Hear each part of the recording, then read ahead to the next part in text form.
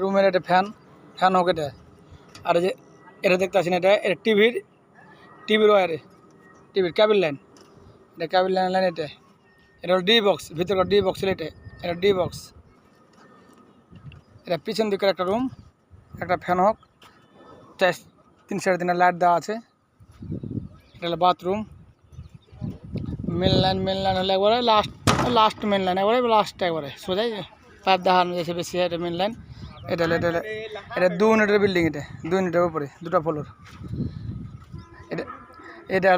এটা হলো আমাদের বেলকুনি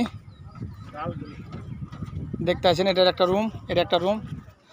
এই রুমের ডি বক্স হবে এর রুমের ডি বক্স হলো এটা ডি বক্স। আপনার লাইনগুলো দেখবেন, দেখে আপনার লাইনগুলো সব তৈরি করবেন। আমরা তো মোটামুটি করে করনু, যতদূর পান্নু চেষ্টা করনু। এরপরে আপনারা দেখার চেষ্টা বেশি ভালো করে করবেন। ভালো লাগলে লাইক শেয়ার বেশি কমেন্ট করবেন।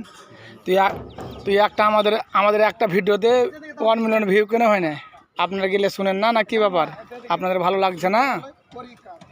দেখেন এত সুন্দর করে আমরা কাজ করতেছি। রডের কাজ, রাজের কাজ, ইলেকট্রিক কাজ।